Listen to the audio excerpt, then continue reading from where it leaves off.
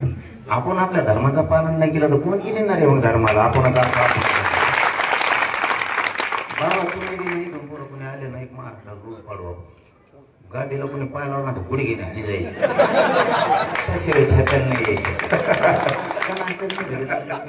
आपला आपला धर्म आपण नाही पाळला याच्यापेक्षा पाप दुसरं कोणचं नाही. मग धर्म नाही पाळला हेच नाही व्हायचं. आणि कोणत्या जाती धर्माच्या मायमावल्या असू द्या, एवढं एक सांगतो लगेच थांबतो. इतकी पवित्र जागा आहे नाही, सगळ्या मायमावल्या जेवढ्या ताई बसल्या जातात पुढच्या सगळ्या माणसाला धरून द्या कोपऱ्याला. पहिल्यापासून कोपऱ्या धरायचा ना आधी, हे आज नवीन नाही. ते पहिल्यापासून ते कोपऱ्यावर बसते, तंबाखू हाणायचं असं एका बाजूला बसून त्यांच्याकडे बरेच काम असतात, लय लफडे असतात त्यांचे. त्यामुळे त्यांना बसून द्या, फक्त हरकत नाही. पण सगळ्यात ताईला माझी एवढी विनंती, एवढ्या वेळेस जाऊ द्या पण पुढच्या वर्षी सुद्धा घरात बसू नका. आणि पोरं, तरुण पोरं कीर्तनाला सुरुवात करी जा असली. तुम्ही शिकेचा बाबा पोरं वाजायचे नाही तर तुम्ही मला जेवण तिकडे ते शिकायचं आपलं उघड. पोरं बी शिकून सोडलेल्या बरे, पोरं बी शिकवले पाहिजेत ना.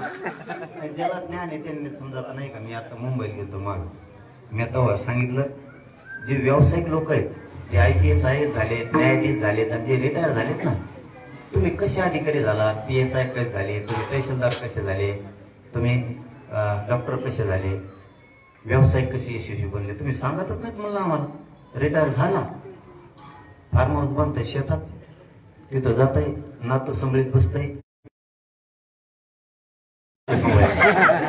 त्याच्यापेक्षा तुम्ही 2-3 वर्ष वेळ द्या आम्हाला. गरीबाला सांगायचा बाबा तुमची लेख अशी शिकवा, तुमचं पोरगा असं शिकवा, लेकरा बाळाचं कल्याण होईल, तुमच्या ज्ञानाचा मार्ग. आता 1,000 जवळपास सगळे उद्योगपती एकत्र आले. ते म्हणजे पुढे आम्ही ज्ञान देत जाऊ लोकांना, कशी यशस्वी झालो. तसं आपल्या जे बाबा तुम्ही आपलं काय करायचं मोकळ्या वेळेत, तुम्हाला वेळ मोकळा नाही ठेवू आपण त्याच्यात मोकळ्या वेळेत असं वेळ देत आपले पोरं टाळ करी, त्यांना गाथा वाचायचं शिकायची सवय लागेल. म्हणजे थोडं नाक सुटल आम्हाला. आम्ही सगळ्यात जास्त चौकात वाट्यावर बसू. आमचा नाक मोडायचा असेल ना तर प्रत्येक गावात सर्कल, आपले सर्कल आहे तालुक्यात, सर्कलच्या बाबाने आठवड्यातून एक दिवस एकत्र जायचं आणि एका मंदिरात जाऊन बस जायचं. या पट्ट्यावर सगळे गोळा करायचा, पळत वाजायला लावायचं, वाकडं तिकडं पाहिजे हानींना. हानता हानता शिकून जाईल. कुणीच आईच्या पोटात शिकून आलेलं नाही, शिकतील. ते बी काम एक नवीन राबवावं लागेल, म्हणजे आपला वारकरी संप्रदायाचा धर्म मोठा वाढ.